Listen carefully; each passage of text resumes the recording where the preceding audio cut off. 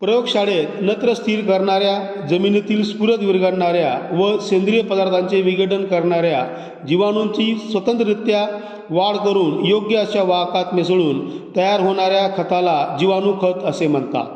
या जीवाणू खताला जीवाणू संवर्धन, बॅक्टेरियल कल्चर अथवा बॅक्टेरियल इनाकुलन असेही संबोधतात. नमस्कार, मी प्राध्यापक डॉक्टर हेमंत पाटील. स्वागत आहे आपल्या सर्वांचं आपल्या यूट्यूब चॅनल कृषी सेवावर. तर आज आपण बायो फर्टिलायझर म्हणजे जीवाणू खतं यावर आपणास संपूर्ण माहिती देणार आहे, जे आपणास अत्यंत महत्त्वाचं आहे. म्हणजे खास करून ॲग्रिकल्चरल MPSC किंवा तलाठी, ग्रामसेवक अथवा वेगवेगळ्या प्रकारच्या कॉम्पिटेटिव्ह एक्झामला म्हणजे आपण MSCसाठी देखील तयारी करतो, त्याच्यावर देखील या जीवाणू खतावर जवळपास 2 प्रश्न विचारले जातात.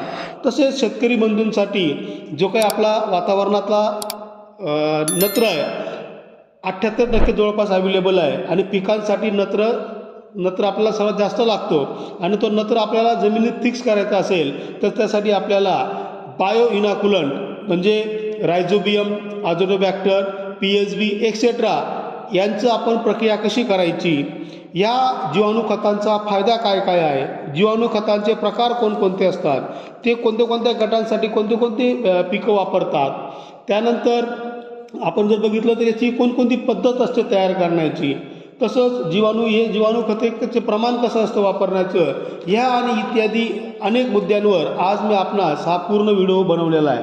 तरी आपण सर्वांनी हा पूर्ण व्हिडिओ बघावा, म्हणजे जेणेकरून आपले सर्व कन्सेप्ट हे क्लिअर होतील. तर बंधूंनो, अधिक उत्पादन मिळवण्यासाठी अधिक उत्पादन देणारी पिके एकाच शेतात घेतली जातात. त्यामुळे जमिनीतील अन्नद्रव्यांची कमतरता भासते. आपल्या सर्वांना माहितीच आहे की जवळपास आपल्या पिकांच्या वाढीसाठी 16 ते 17 प्रकारचे अन्नद्रव्य लागतात आणि आपल्याकडील जमिनीतील नत्राचे प्रमाण हे अत्यंत कमी आहे. सेंद्रिय खताद्वारे नत्राचा पुरवठा करणे आवश्यक असते, कारण केवळ रासायनिक खताद्वारे पुरवठा करणे जमिनीच्या प्राकृतिक दृष्टीने म्हणजे नॅचरल वेने योग्य नसते. त्यामुळे जमिनीचे भौतिक गुणधर्म बिघडतात, म्हणजे soil texture, structure, soil porosity, soil colour, soil density etcetera. त्यामुळे अशा परिस्थितीत जैविक खतांचा उपयोग करणे अत्यंत महत्त्वाचे आहे. त्यातच दुष्काळात 13वा महिना जर आपण बघितला तर रासायनिक खतांच्या दिवसागणिक वाढणाऱ्या किमती, त्यामुळे आपल्या शेतकऱ्यांचा खर्च देखील आपल्या त्याच्यामध्ये वाढत असतो. अर्थातच रासायनिक खतांच्या वाढलेल्या किमतींमुळे आपला खर्च तर वाढतोच, पण पिकाचे उत्पादन देखील आपल्याला अपेक्षित प्रमाणात मिळत नाही. अशा परिस्थितीत जीवाणू खतांचा रासायनिक पूरक खते म्हणून वापर केल्यास अधिक फायदा आपणास नक्कीच मिळू शकतो. म्हणून आपण जर बघितलं तर खरीप, रबी किंवा तुमचा समर म्हणजे उन्हाळी हंगामासाठी आपण वेगवेगळ्या प्रकारचे महात्मा फुले कृषी विद्यापीठ असेल किंवा पंजाबराव देशमुख कृषी विद्यापीठ असेल, बाळासाहेब सावंत कोकण कृषी विद्यापीठ असेल किंवा वसंतराव नाईक मराठवाडा कृषी विद्यापीठ असेल किंवा Indian council of agriculture research असेल, यांनी भरपूर प्रकारचे आपल्याला जीवाणू खते तयार करून दिले, तर ती आपण आज बघणार आहोत. अगोदर सर्वात महत्त्वाचं, जीवाणू खते आपण का वापरायची, त्याचे फायदे काय काय होतात, benefits, advantages of bio fertiliser. तर पहिलं जर बघितलं आपण तर नत्रयुक्त जीवाणू खतांमुळे हवेतील नत्र, जे तुम्हाला बोललो की 78% of nitrogen is available in the free of state in our environment, ती आपल्याला ते जमिनीत मुळांवर गाठींद्वारे ते आपल्याला फिक्स करून देते. अविद्राव्य सौरवातून स्फुरद विरघळणाऱ्या पिकांना उपलब्ध करून जातो, म्हणजे याला म्हणतो आपण PSB म्हणजे फॉस्फेट स्टोरेजिंग बॅक्टेरिया. सेंद्रिय पदार्थांचे जलद विघटन होते, बियाणांचे उगम क्षमतेत वृद्धी होते, पिकांची जोमदार वाढ होते, तसेच त्यांच्या रोगप्रतिकार शक्तीतही वाढ होते. धान्यवर्गीय पिके, फुले वर्गीय पिके, फळे यांचे भरघोस व दर्जेदार उत्पादन होण्यास आपल्याला जीवाणू खते अत्यंत चांगले मदत करतात. जमिनीचा पोत वधारतो, म्हणजे सॉईल फर्टिलिटी वाढते. रासायनिक खतावरील खर्चात कपात होते. जीवाणू खते नैसर्गिक आहेत, त्यामुळे त्याच्या दृष्टीने आपल्याला कुठल्याही प्रकारचा निसर्गावर त्याचा परिणाम हा होत नाही, म्हणजे लाईव्ह अँड लेट लाईव्ह. तर याचे प्रकार देखील आहेत बघितलं तर पहिला प्रकार आहे की नत्र स्थिर करणारे जीवाणू.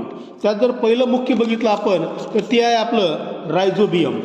आता रायझोबियम जर बघितलं आपण तर रायझोबियम जे आहे ते जीवाणू हे सहजीवी पद्धतीने म्हणजे सिम्बायोटिक पद्धतीने हे काम करतं. हे जीवाणू साधारणतः शेंगवर्गीय पिकंच्या मुळांवर ग्रंथी निर्माण करतात. या ग्रंथींद्वारे हवेतील नत्र म्हणजे नायट्रोजन शोषून घेऊन मुळांवाटे पिकास उपलब्ध करून देतात. रायझोबियम जीवाणू खत फक्त शेंगवर्गीय द्विदल पिकांसाठीच वापरावे म्हणजे only rhizobium can be use only for the pulses crop. हे मात्र तुम्ही लक्षात ठेवायचं तुमच्या कॉम्पिटिटिव्ह एक्झामसाठी. त्यासाठी वेगवेगळे गट आहेत. म्हणजे जर बघितलं आपण तर चवडी गटासाठी चवडी, वाल, भुईमूग, गवार, मटकी, तूर, उडीद, मूग, ताक व धनच्या इत्यादीसाठी. घेवडा गटासाठी श्रावण घेवडा, क्लोवर गटासाठी बरसीम, अल्फा गटा किंवा मेथी गटासाठी लसूण, मेथी घास, वाटाणा गट असतो त्यात वाटाणा, मसूर आणि हरभरा पिकांचा समावेश होतो. सोयाबीन गटामध्ये सोयाबीन पिकाचा समावेश होतो. लुपिन गटामध्ये लुपिन सिराडॉन नावाचा पिकाचा समावेश होत असतो. हे झाले नत्र स्थिर करणारा रायझोबियम पहिला.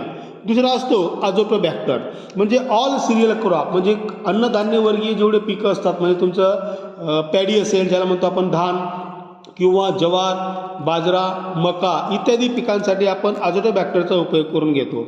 हा मात्र असिम्बायोटिकली काम करतो ज्याला म्हणतो आपण असजीवी पद्धतीने काम करत असतो आणि हे मुख्यतः उदासीन किंवा किंचित विम्ल प्रकारात आढळून येतात. हे म्हणजे पीएच त्याला म्हणतो आपण. ते हवेतील मुक्त नत्र शोषून घेतात व पिकांना उपलब्ध करून देतात. हे जीवाणू खत शेंगवर्गीय पिके वगळून म्हणजे रादर दॅन पल्सेस क्रॉप तुम्ही सर्व पिकांचा वापर हा करू शकतात आणि हे सर्व फुलझाडांसाठी, फळझाडांसाठी, भाजीपाला पिकांसाठी याचा वापर आपण हा करू शकतो. त्यानंतर तिसरं महत्त्वाचं असतं अझोस्पायरिलम. आता हे देखील पिकांच्या किंवा मुळांच्या सभोवतालच्या मातीत राहून नत्र स्थिर करतात. हे जीवाणू अझोटोबॅक्टर जीवाणूपेक्षा पिकांना जास्त नत्र पुरवतात अझोस्पायरिलम. तसंच ॲसिटिबॅक्टर. आता ॲसिटिबॅक्टर हे जनरली आपण शुगरकेनसाठी उपयोग करतो आपण. हे मुक्त नत्र स्थिर करणारे जीवाणू ऊस पिकामध्ये मुळाद्वारे प्रवेश करून ऊसामध्ये नत्र स्थिरीकरणाचे कार्य हे करत असतात. या जीवाणूद्वारे कार्यक्षमता साधारणपणे 50% नत्र स्थिरीकरण होऊन ऊस पिकाची चांगली वाढ ही होत असते. त्यानंतर तुमचा दुसरा जर गट बघितला आपण पहिला असतो नत्र स्थिर करणारा गट, दुसरा असतो स्फुरद विरघळणारे जीवाणू म्हणजे PSB. यात जर बघितलं आपण तर अस्परजिलस अवामोरी, पेनिसिलियम डिजिटॅटम जीवाणू तसंच बॅसिलस पॉलिमिजा, सिडोमोनास सियाटा हे जीवाणू PSB या संक्षिप्त नावाने ओळखले जातात. जमिनीवर स्थिर झालेला स्फुरद विरघळला जाऊन पिकांना उपलब्ध करून दिला जातो. तसेच वापरलेला स्फुरद कार्यक्षमतेने उपयोगात आणला जातो. हे जीवाणू खत प्रकारच्या पिकांना आपण वापरतात. हे झालं आपलं स्फुरद. आणि तिसरं असतो आपल्याला की सेंद्रिय पदार्थांचे विघटन म्हणजे डिकॉम्पोजिशन ऑफ द ऑर्गॅनिक मॅटरसाठी जर बघितलं आपण तर ट्रायकोडर्मा, अस्परजिलस जीवाणू तसंच बॅसिलस असे अनेक प्रकारचे जीवाणू सेंद्रिय पदार्थांचे विघटन करून कंपोस्ट जीवाणू खत नंबर 1 किंवा कुजण्यासाठी त्याचा उपयोग हा केला जातो.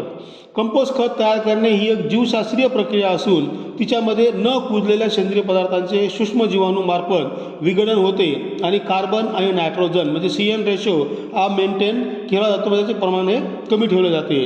अशा विघटन झालेल्या पदार्थांना कंपोस्ट खत असे म्हणतात. शास्त्रीय पद्धतीने उत्तम पद्धतीने जर तुम्हाला कंपोस्ट खत तयार करायचं असेल तर खड्डा पद्धत ही अत्यंत चांगली पद्धत आहे.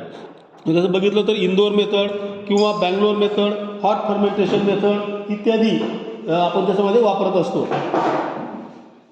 तर खड्ड्या पद्धतीमध्ये बघितलं आपण तर जीवाणू पदार्थाचे विघटन हे हवा विरहित वातावरणात करतात. त्यास अयवेष्णू विघटन असे म्हणत असतात. तर याच्यामध्ये बघितलं आपण तर खड्ड्याभोवती आपण बांध घालणं गरजेचं आहे. त्यामुळे पावसाचे पाणी खड्ड्यात जाणार नाही.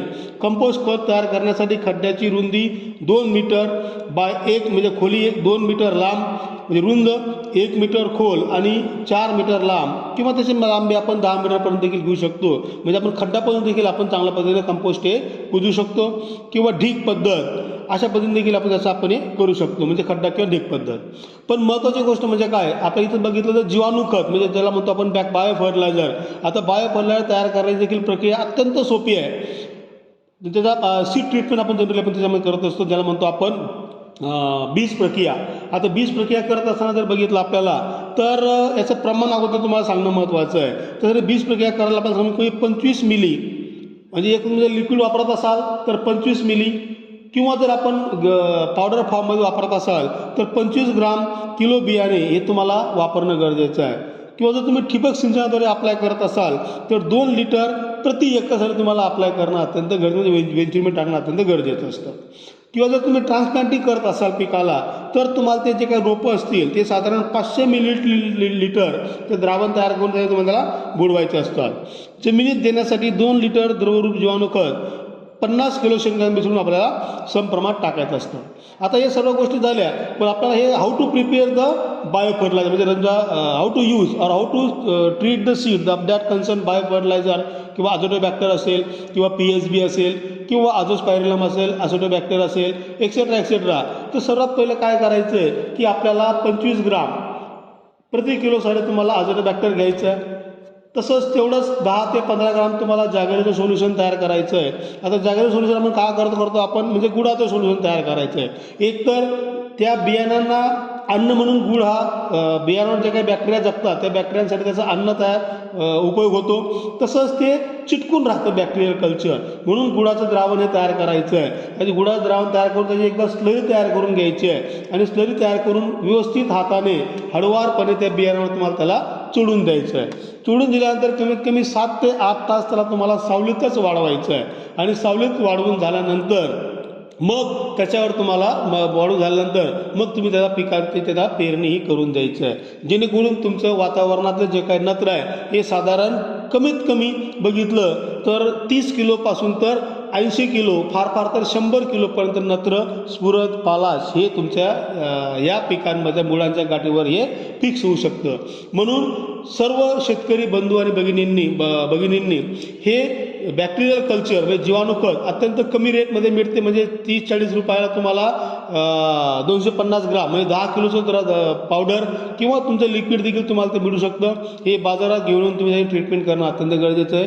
याच्यामध्ये कुठल्याही प्रकारचं पॉयझन नसतं, म्हणजे तुम्हाला कुठल्या प्रकारचा दुष्परिणाम होणार नाही. तरी देखील वापरताना हँडग्लोव्ज वापरायचे जेणेकरून आपल्याला त्याचा वाईट परिणाम होणार नाही. म्हणून सर्वांनी बॅक्टेरियल कल्चर हे करायचंच आहे. आणि हे बॅक्टेरियल कल्चर करत असताना आपण काळजी देखील तेवढीच घ्यायची. म्हणजे काय, अगोदर बॅक्टेरियल कल्चर झाल्यानंतर एकतर म्हणजे असं जनरली म्हणतात की आपण बॅक्टेरियल कल्चर हे कधी वापरायला पाहिजे, तर आपण बीज प्रक्रिया करत असताना रासायनिक, भौतिक आणि मग बायोलॉजिकल अशा तुम्ही स्टेप बाय स्टेपनं जाऊन अत्यंत त्याला कल्चर करणं अत्यंत गरजेचं आहे. तर सर्व शेतकरी बंधू तसेच जे विद्यार्थी माझे स्पर्धा परीक्षेची तयारी करत असतात किंवा जे MPSC, UPSC तसेच MSCसाठी किंवा ICARसाठी जे काही तयारी करत असतात त्यासाठी हा अत्यंत महत्त्वाचा व्हिडिओ आहे. जर आपणास हा व्हिडिओ आवडला असेल तर नक्कीच लाईक करा, शेअर करा. काही अडचणी असतील तर कॉमेंट करा. आणि अजूनही जर आपला हा व्हिडिओ तसंच चॅनल सबस्क्राईब केलं नसेल तर कृपया सबस्क्राईब करा. कारण की ह्या आपल्या कृषी सेवा या चॅनलवर आपण भरपूर प्रकारचे व्हिडिओ हे टाकलेले आहेत किंवा आपण दररोज आणखी नवीन नवीन व्हिडिओ अपलोड करत असतो, जेणेकरून आपल्या कृषीविषयक अभ्यास तयार करणारे विद्यार्थी किंवा शेतकरी बंधूंना त्याचा फायदा होऊ शकतो. म्हणून चॅनलला आपण सबस्क्राईब करावं ही विनंती. सो थांबतो, भेटूया लवकरच नवीन विषयासह. Thank you very much. जय जवान, जय किसान, जय विज्ञान.